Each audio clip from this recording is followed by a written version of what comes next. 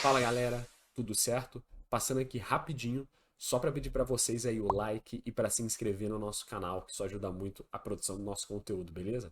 Valeu, espero que gostem aí do vídeo. Fala galera, tudo certo com vocês? Mais um vídeo aqui no nosso canal e hoje a gente vai falar de Corinthians. Sim, mais uma vez vamos falar do Coringão, que sempre nos traz grandes notícias e grandes polêmicas. Só que dessa vez não é fora de campo, é dentro dele. 3-0 pro Barcelona de Guayaquil na pré-Libertadores, jogo de ida lá em Guayaquil, é verdade, e uma situação complicada e talvez irreversível para o Corinthians aí na semana que vem. Bom, primeiro eu falar um pouquinho sobre o jogo, né? Eu vi o jogo por completo, vi os 90 minutos, e depois eu quero falar sobre um outro aspecto, que é esse clima de Libertadores, que foi uma coisa que eu senti muito vendo essa partida. Bom, primeiro sobre o jogo, o Corinthians ele não jogou. Eu não sei exatamente por que ele não conseguiu criar, sendo que vem de bons jogos, né? O Corinthians veio de uma performance excelente no Campeonato Paulista, normalmente sendo dominante, não tendo tantos problemas assim de criação, mas hoje não conseguiu ser feliz, né? E eu acho que os números explicam bastante isso, né? Mesmo que a posse de bola tenha sido praticamente meio a meio, um fator muito importante é o número de finalizações e de escanteios. O Barcelona de Guayaquil teve 8 escanteios, o Corinthians só teve 1 e teve 12 finalizações a 4. E o Corinthians só chutou uma bola no gol. Então, assim, isso reflete uma falta de efetividade e uma falta de controle sobre as ações do jogo. Né? A posse de bola corintiana era muito sem propósito, definido. Tentava umas jogadas principalmente pelas pontas, mas que não reverteram praticamente nada o jogo inteiro. Teve uma bola na trave, né? Teve uma cabeçada, ou foi chute do Memphis Depay. Não, o chute do Memphis Depay foi uma defesa. Foi a defesa, o único chute no gol. Teve uma cabeçada que foi na trave. Tirando isso, o Corinthians nada fez. E quase todo o ataque do Barcelona de Guayaquil era perigosíssimo. Né? Então, um jogo que o ataque do Corinthians foi ineficaz, o Yuri Alberto praticamente não tocou na bola, isso é sintomático, porque demonstra que a bola não está chegando nele, ele nem perdendo o gol tá, ele não consegue jogar, porque a bola não chega. O meio de campo foi nulo, praticamente, do Corinthians, e eu acho que o Carille, né, não ter jogado desde o início do jogo, para mim foi um erro. Ele é um jogador que tem bastante habilidade, ele é um cara que pode ser diferente ali, ser decisivo, mas a opção foi entrar somente no segundo tempo. Bom, aí fica a cargo do técnico, né? Dito isso, para mim o ponto central de problema futuro para o Corinthians nem é o ataque, que de fato não fez nada hoje, mas isso às vezes acontece, um jogo fora de casa, o Barcelona de Guayaquil joga de maneira muito física, joga de maneira muito rápida, beleza, o ataque às vezes não vai funcionar. O que preocupa muito é a defesa do Corinthians. Hoje a defesa parecia que estava em choque, tava não sei o que estava se passando na cabeça deles. Né? O André Ramalho, muito mal. Mal no combate, mal afastando bola, mal posicionado várias vezes. Teve um lance no final do jogo que ele, em vez de acompanhar quem deveria do ataque do Barcelona, ele foi fechando pro meio da área. E se o atacante do Barcelona de Guayaquil tivesse um mínimo de visão de jogo, era 4-0, porque ele abria a bola para um cara completamente sozinho, pisando dentro da pequena área. Né? Então ele muito mal. O Gustavo Henrique é uma tragédia de jogador assim, hoje é surreal. Eu lembro ele da época lá do Flamengo, né? Porque eu sou flamenguista, né? Não escondo, fica claro aqui. Desde a época do Flamengo, Gustavo Henrique já era um negócio complicado demais. Era aquele pirulito bom de cabeça, mas de resto se posiciona mal, corre pouco, enfim. E hoje, novamente, né? Ele foi salvo pelo VAR, porque tem um lance no primeiro tempo que a bola é cruzada na área, ele completamente sozinho chuta a bola no próprio braço, e que, beleza, acho que a regra diz que é isso mesmo, né? O desvio muito rápido dele mesmo no braço não é pênalti. Mas enfim, isso aí poderia muito bem ter sido pênalti em outro contexto. Ele faz um gol contra pitoresco, porque ele, beleza, que o cara estava impedido, mas isso não mudou em absolutamente nada o fato de que ele dividiu uma bola no alto contra um atacante e cabeceou contra o próprio gol. E não foi tipo, putz, cabeceou e deu azar. Não, ele fez um movimento de cabeceio em direção ao próprio gol. Não sei o que se passou na cabeça dele ali. E durante o jogo, muito mal posicionado, perdia praticamente todo o duelo. Tinha muita dedicação, tinha empenho, óbvio, isso com certeza. Só que tava faltando mesmo cabeça. Parecia que o sistema defensivo do Corinthians estava perdido, ainda mais no segundo tempo. Depois de que logo no finalzinho do primeiro teve o gol de pênalti, que foi um pênalti também escandaloso, diga-se de passagem, tipo, nenhuma necessidade de fazer.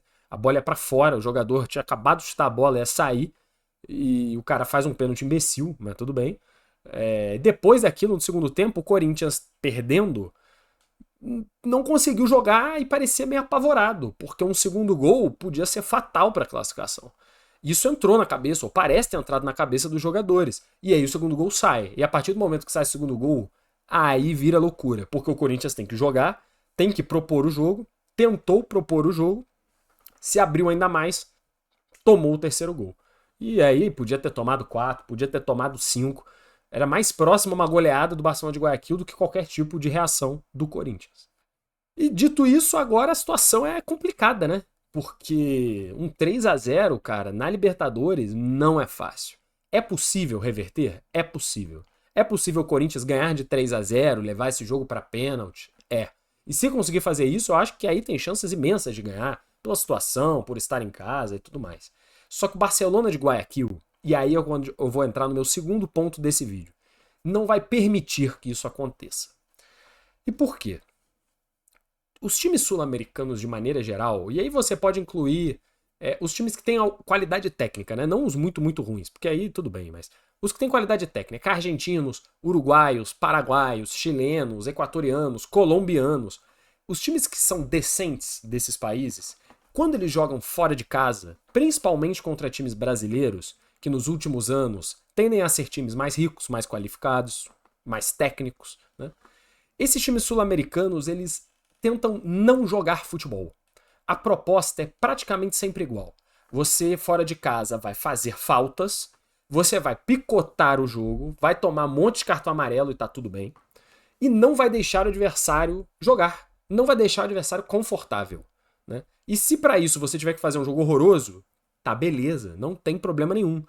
O que eles tentam? Matar no contra-ataque, ser fatal. Fazer um golzinho, 1-0 fora de casa, se por exemplo for o primeiro jogo, tá ótimo. 0-0 já tá ótimo.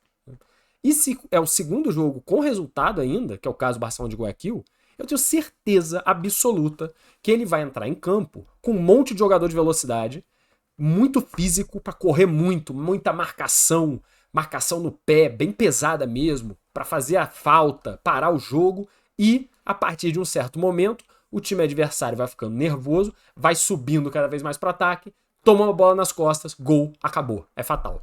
É assim que o Barcelona de Guayaquil vai jogar. Eu tenho convicção disso. Porque é sempre assim que os times de fora do Brasil jogam contra os times brasileiros, né? Existe uma diferença técnica, existe até uma diferença tática, às vezes. Mas essa estratégia é perigosíssima. Ainda mais quando já se tem um resultado positivo nas costas. E esse é um ponto que eu gostaria de debater mais. Porque hoje o Corinthians podia ter feito isso. O Corinthians hoje podia ter jogado como eu tenho certeza que o Barcelona vai jogar na quarta-feira que vem. Um antijogo mesmo. Um jogo feio, um jogo disputado fisicamente, um jogo de muita luta, muita transpiração e pouco pensamento ali, né? E tudo bem, cara. Você não precisa jogar muito bonito, controlando o jogo, parecendo Manchester City, que talvez não esteja tão bem ultimamente, né, como exemplo, mas tudo bem. Em todas as partidas. Cara, até Guayaquil é uma viagem muito longa, cara. Só devem ser 5 horas de avião, algo por aí. E aí, putz, você tem que ir pro hotel, tudo é diferente, a alimentação é diferente, o lugar que você treina é diferente. Corinthians vindo aí de quarta de final de Paulista, vai ter semifinal agora. É tudo complicado. Ainda alagou o vestiário, teve que se trocar na sala de imprensa. Tudo é muito... Existem muitos poréns num jogo desse. O jogo é difícil, cara, por N motivos alheios ao campo. Por sinal, gramado horroroso também desse estádio. Pressão da torcida. Tudo é pressão. E o Corinthians não precisava ganhar esse jogo. Se ele tivesse sido um 0-0, hoje, vai, o jogo acabou 0-0, o Corinthians foi um jogo horroroso. Mas picotou o jogo, era a proposta. Cara, eu tenho certeza que na Arena Corinthians, o Corinthians ia se criar pra cima do Barcelona de Guayaquil. Porque o Barcelona ia ter que tentar fazer um gol, ia talvez se expor, ia estar numa situação mais não sei o que eu faço, eu ataco se eu defendo, enquanto o Corinthians ia estar movido pela torcida e por toda essa segurança de estar no estádio dele, toda a rotina certinha, e muito provavelmente iria se classificar. Não precisava fazer um grande jogo hoje. E eu sinto que o Corinthians tentou fazer um jogo bom no início. troca de passes, passe em profundidade, jogadas trabalhadas, jogadas pensadas, que é, na teoria, o melhor futebol a se jogar mesmo. Mas talvez estrategicamente não fosse a melhor opção. Porque faltou combatividade. O Corinthians estava muito pouco combativo. Os jogadores do Barcelona de Guayaquil corriam muito mais, se dedicavam mais, trombavam com mais força. É difícil até de explicar, mas pareciam mais ligados no jogo. Enquanto o Corinthians entrou com uma mentalidade de, pô, eu vou ganhar. Eu sou melhor do que o Barcelona de Guayaquil, eu vou entrar me comportando como um time melhor. Vou trabalhar a bola com paciência porque o gol sai. Só que às vezes na Libertadores isso pune. Isso já aconteceu com o Flamengo. Não há muito tempo atrás, contra Peñarol, contra o Olímpia, times horrorosos. Só que o Flamengo entrou nessa vibe de, pô, uma hora vai, e o adversário muito físico, muito combativo, achou um gol. E aí, cara? Agora você vai fazer o quê? Então, não é tão simples os jogos de Libertadores. E isso eu gosto de chamar de clima de Libertadores. Sabe quando você liga a televisão no jogo? E aí, por exemplo, hoje, que é sempre assim também, a transmissão tá hiper saturada, um verde que dói o olho, as cores estão muito fortes, é um negócio muito particular da Libertadores, né? A transmissão da Conmebol é horrorosa. E tem aquela charanga, parece todo jogo fora de casa da Libertadores, tem aquela bandinha, né? Que é a charanga que faz com um trompete durante 90 minutos, né? E isso é meio com um climão de Libertadores. E eu sinto que os jogadores brasileiros nos últimos anos se tornaram os grandes times, né? Se tornaram os grandes jogadores. Os favoritos a vencer são basicamente todos os times brasileiros e o River, basicamente, o Boca, mais ou menos, nem isso direito. Então, os times brasileiros passaram a se comportar como um time bom, como um time melhor. E aí, fora de casa, são muito pouco competitivos. Porque aquela vibe do, pô, vamos ganhar, já tá tranquilo, pô, em casa a gente vai resolver. E aí, cara, você perde na base da vontade. E Libertadores, historicamente, quem acompanha aí há bastante tempo, tenho certeza que a maior parte de vocês, sabe que Libertadores, cara, se ganha na vontade. Eu já vi muito jogo de Libertadores em que o time ganha simplesmente porque parece querer mais. Não é porque ele é melhor, não é porque o jogador tem mais qualidade, não é porque a jogada é espetacular, é porque o time quer ganhar.